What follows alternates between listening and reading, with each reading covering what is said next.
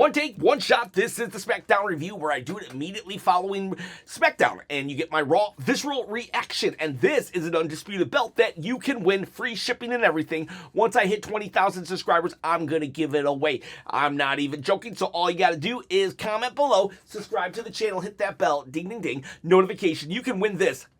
Not a toy, but a replica title belt. What did I think of SmackDown? You know, it's a SmackDown in a Triple H era, so they usually can never get to a 9 or a 10. But, you know, if you get a 6 or a 7, that's like a 6 or a 7 is like a 10 for Triple H. And that's what this was. It was probably a 7. 1, 2, 3, 4, 5, 6, 7. Definitely a good show to have on in the background. Definitely a good show to check out the Facebook machine. I know, Facebook, right? I'm old. But, you know, I liked that Jade Cargill won. Now, I don't think it was smart to put a newcomer against her. I think Jordynne Grace would have been better feuding with Julia and not Jade Cargill, but I'm happy she won. I'm not happy that Carmelo Hayes got pinned when there was 4 other dudes to pin, and 2 of them were Zack Ryder, Matt Cardona, and Apollo Crews. We couldn't let Apollo Crews get pinned. We had to pin the champ. Don't think we should have done that. And what about Cody Rhodes? Oh my gosh, Super Cody, right? This is gonna get a lot of unsubscribed. People are gonna unsubscribe when they hear this. I actually liked it. I like this. I've been waiting for Cody Rhodes to get interesting for about a year now, 2 years now, and honestly, I think he has. Now, granted, I would have changed it though. I would have changed it. I probably would have had Drew McIntyre. I would have liked it better if Drew had cost Cody the match and Sami got the pin when he did. And then somehow, some way, we then got Jacob Fatu and Cody Rhodes in the chamber as punishment to Drew McIntyre. But that said, I do understand where this is. A babyface does need to overcome the odds. And whether or not you like Cody Rhodes, he is the top babyface. John Cena used to overcome the odds. Stone Cold Steve Austin used to overcome the odds. Hulk Hogan, you get my drift. So, like, I understand. I understand that this is Wrestling 101 here. So, I was okay with it. Would I have done things different? Yes, but that's fine. Just because I have a difference of opinions, as long as it works and makes sense within the wacky world of wrestling, then okay, let's go. And Cody is more interesting, but yeah, would have changed it. But let's talk about the entire show here. If you're still watching, I've got a double DQ for Lash Legend, Nia Jax, and Rhea and Io. So we start off with Tiffy Time coming out and saying it's Tiffy Time. She needs to start coming up with more of an interview than just it's Tiffy Time. Okay, we get it. It's Tiffy Time. Give us more. Then everybody comes out and says we're going to be in the Elimination Chamber. So it's like, whatever. But they fight, they feud. Tiffany goes to the back, and the 4 teams go at it, or the 2 teams go at it. And it was a double DQ, which was kind of lame. But then they went all ham on each other and started really laying it in. We got Nia Jax through a table with Io Sky and Lash spearing Rhea through the barricade. So they eventually won the crowd back over, and they won me over too. At first I thought lame double DQ, but the fight just kept happening and I got back into it. So I do give them props on that. Carmelo Hayes talks to Apollo Crews and Zack Ryder. Sorry, he's always going to be Zack Ryder to me. I'm trying. Matt Cardona. Excuse me. They talk for a second, and I'm not a big fan of everyone just like, hey, Carmelo, you're doing a great job, but I'm coming for that title. And then Carmelo says, yeah, well, come for it then. All right, I'm coming for that title. I'm not a big fan of that. However, I am a big fan of Solo Sikoa coming out and talking trash. So Carmelo Hayes says, I'm going to go into the chamber. I'm going to win everything. But this week, come on, Ilya Dragunov, let's have ourselves a good old fight. And then Solo comes out and he starts talking trash. He's like, I'm going to beat you all up. So this was weird. They had Ilya Dragunov reference that last week none of the MFTs were there to help Solo, but they don't explain why. At first I thought it was because, the Wyatts who they're feuding with probably kidnapped them or prevented them or beat them up. But no, literally they just said, yeah, they didn't come out. And Solo was like, shut up. That was like, what? Why? Like, that was dumb. Like, Solo should be upset if the MFTs just decided not to come out unless there was a reason. Either he needs to be upset with the MFTs for not coming out, or he needs to be upset with the Wyatts for attacking. So that was a plot hole right there. But eventually, we have the MFTs come in and they start beating up Carmelo and Ilya. Then we have Zack Ryder and Apollo Crews comes out, and then we also have Shinsuke Nakamura. So it's like, I think Ron Talks Tabletop in the Discord was like, Midcard Madness. So yeah, it was kind of, I don't know. Fine. You want to do a 10-man tag team? Fine. But the thing is, they pinned Carmelo Hayes here. He is the freaking champion. All right, he is the champion. You don't pin the champion when you got four other guys that are available to get pinned. And to top it off, if you had to pin Carmelo Hayes, then have Ilya Dragunov accidentally do that flying headbutt or something, and then let Solo or Tama Tonga do their finisher. Then it's because of a miscommunication from Ilya Dragunov, who Carmelo Hayes was trying to be cool with and give him a title shot, but then you're going to attack me, and then Ilya can be like, no, man, I didn't mean to attack you. All right, Ilya, I've got my eye on you. And then we could sow some dissension at least. Or even better, have Carmelo accidentally hit Ilya Dragunov and have Ilya take the pin. Because now Ilya is super mad because a couple of weeks ago, The Miz implied that Carmelo was being underhanded. So we could have continued that.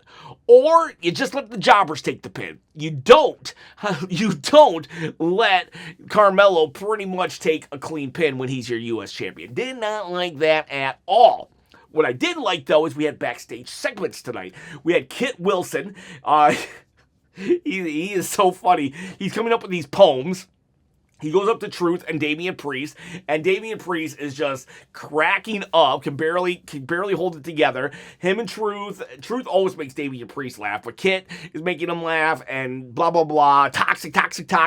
The best was later, we have Obafemi there, and I don't like just like, hey, do you want to sign with us? I might. I didn't like that, but when Kit Wilson comes and Oba's there, he's like, oh, so I did like this interaction. Who knew a Kit Wilson Obafemi mini storyline is what we all needed in 2026, but we do, and I go listen to the poem. Kit Wilson is some of the funniest stuff right now, and he gives a poem about Obafemi. Well, Nick Aldis reads it, and basically now they're gonna have a match next week. And so I heard something. It was funny. Kit Wilson is like, Obafemi is toxic, and Oba's like, I can't be toxic. I got a bunch of Oba feminists or something. Oba feminists. So it's, yeah, funny. Ha. And Chelsea Green also had a segment. This is what we should have been doing with Dirty Dom. Chelsea Green is now injured, but she's still on TV, and we should have done that with Dirty Dom when he got injured recently. So Tiffy is talking or blah. I don't know what she's doing. She goes up to Jordan Grace and says, hey, I wouldn't mind fighting you. Okay. But then Chelsea Green runs into her. She has an ankle bracelet, her foot's in a thing. I don't know why I did that. You guys, whatever. So her foot's in a thing, and it's like, a boot, or a cast, and she's like, "Get out of my way!" And what does she call her? Oh, tacky Tiffy or something like that. Chelsea Green is just so great and amazing. I hope Doc Hendricks he finally realizes that she should be pushed to the moon, and it was good. Go check out Chelsea Green segment, the Kit Wilson stuff. And I think the final match as well was a really good matchup. We'll talk more about that. Jade Cargill versus Jordynne Grace. That was a pretty good match. Honestly, I liked it. What I liked the most, though, was before the match started, we got Liv, Dom, and Raquel come out, and Dom's like, we're on a date tonight. And so they set up a date, a booth, and they start eating chicken nuggets and everything during the entire match. I wish they would have played more of a role during the match or been more distracting, but it was a nice touch. I really did enjoy this. And I do like that Liv Morgan hasn't fully decided. Usually the winner just instantly decides who she's gonna go after, or he go after, and we haven't got that yet because it's a no-brainer. It seems like it should be Stephanie Fakir, but the fact that it does seem like there is some animosity between Liv and Jade Cargill now, which is weird because Jade Cargill and Liv are both just obnoxious heels. So But there's a story going there, and I do appreciate it, and I like the touch of the date of them watching. That's good stuff here. Maybe I'll give this show an 8. The matches are still too long. We need to shorten the matches, give more matches, or give more segments. But this was... I'm going to give it an 8. Change it to an 8 because this was improvement. I recently did a video where I graded everybody because I'm a teacher. And one of the things as a teacher I used to do was like, even if the assignment wasn't like, up to my standards, if I saw improvement from a student, I would acknowledge that and grade a little better if I saw there was improvement. And this SmackDown, there was improvements because there was backstage stuff. I love backstage stuff. Really love backstage stuff, and I want more backstage stuff. Johnny Gargano, he actually referenced Tommaso Ciampa, like, I don't got a partner anymore. Life sucks. I've got nothing. And Candice was like, what do you mean you got nothing? And she got mad. She's like, I'm going to fix this. So let's see what happens there. I did forget to mention, this was dumb too. So the MFTs, they win, right? And then suddenly the lights go out and the Wyatts are just standing up there. Like, how is that supposed to entice me on wanting to see this feud continue? They just stood there. Literally just stood there. That's like, you've lost all of your intimidation factor many moons ago. Just standing there doesn't do nothing. And then the MFTs just hold up the titles. It's like, I'm so sick of just holding up the title as if that's supposed to be some kind of declaration of war. It's that was lame. I will grant that. What else do we got? I think Alexa, Julia, Zelina Vega. It was fine. It was a good match. I am liking Julia now. I'm actually really starting to like Julia. She does this thing where she takes someone's nose and then she starts making, like, she kind of like lifts it up like they're a pig, and then she starts making faces and stuff. I like that. Alexa Bliss won. They didn't pin Julia, so great job there. That's what you do. When you got a champion in the matchup, don't pin the champion. Just because they're not going to lose the title here doesn't mean it's an opportunity to pin them. Keep them looking strong, and you got Alexa Bliss now. Charlotte Flair actually also, like, beforehand said, hey, I'm going to come out there and help you. I'm really sorry about the Rumble. Now, this was kind of dumb. Like, okay, so Alexa Bliss got eliminated by Charlotte in the Rumble. Why are we now just addressing it 2 weeks later? It's like been 2 weeks and now we're just addressing it. And furthermore, remember when Asuka when Kairi eliminated Asuka? Why haven't we addressed that yet? That was one of the coolest moments because we're all like, oh my God, what's gonna happen to Kairi? Don't kill her. And they haven't addressed it at all. So it's like, oh, okay, momentum is lost. Unless on Monday Night Raw they have a vignette of like Asuka since the Rumble has been torturing like mentally, or doing something to really punish Kairi. But if they just show up like do nothing happened, then it's like So lame. So lame. We shouldn't wait 2 weeks. It should be, the fallout should be immediate from Royal Rumble. Triple H acts like we're supposed to just remember everything. Like, hey, remember 3 weeks ago when this happened? No. You gotta always build upon the story. You can't build a story, stop the story, and then wait, and then start the story up again. Anyways, Alexa Bliss won. I bet Charlotte's gonna win too. Is Charlotte, did she win already? I can't. I don't know. I don't know. I don't think so. I bet they end up in the chamber together. Oh man, Rey Fenix versus Trick Williams. I'm telling you what, I am so much enjoying Trick Williams. Trick Williams could have been in the Attitude Era. He could have been in the Ruthless Aggression Era. He could have been in any time frame. Like, oh, this guy is so good, so funny. He came out and just trashed Sami Zayn. He just trashed Sami Zayn, and it was so funny. I was laughing so hard. He does this thing now, like the trick slap. It's like you think he's about to do a spin-a-rooney.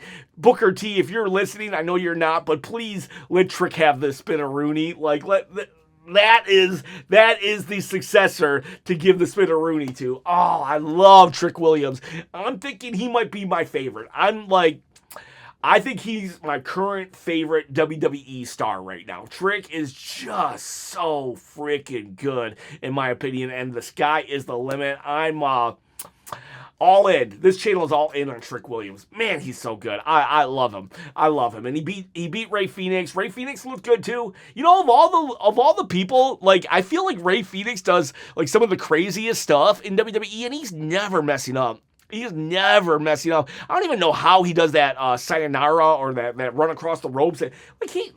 How do you not trip? How do you not, how is he defies logic like that? And he's been doing all these moves for ever. He's like the Jimmy Uso of the Lucha Brothers, in that Penta's always botching really, but he has the connection with the crowd. And Rey Fenix is here just putting in the time and effort, and everybody's like, oh, cool. Poor Rey Fenix. He's so good. Check him out in Lucha Underground. He was really good then.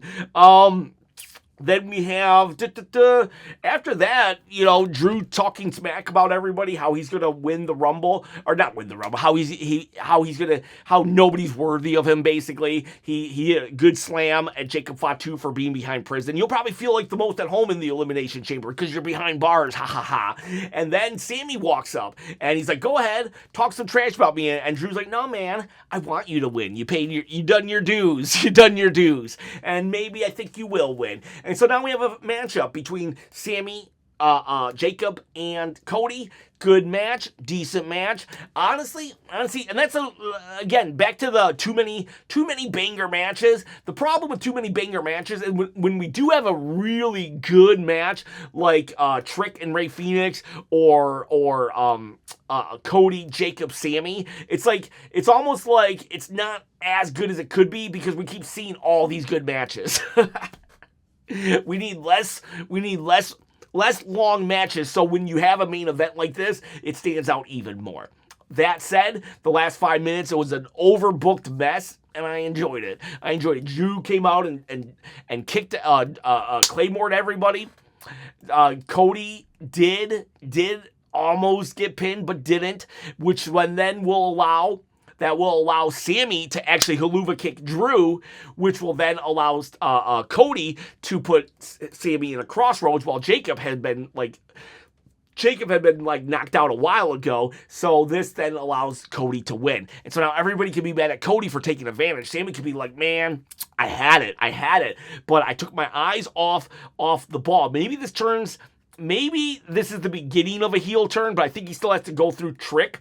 If Trick can beat him at Mania, and then Sami focuses on the fact that he should have been in the main event at Mania, like maybe afterwards we can get a character change with Sami Zayn. But be it as it may, I really hope Trick beats him at WrestleMania. But yeah, you know, Solid stuff, solid stuff. You know, Cody Rhodes is the baby face of the company, and I do believe that he is starting to get a little more interesting with the chase. Him chasing the belt is so much better than him holding the belt. I know, it's not a popular thing to appreciate Cody Rhodes, so I don't know what to tell you. I'm sorry, I've never been that popular. So, boys, girls, let me know in the comments below what you would give this. I'm giving it an 8. Giving it an 8 because you know what? Some improvement in key areas. Not perfect, but it's you know, we're on that road to WrestleMania. See ya, bye.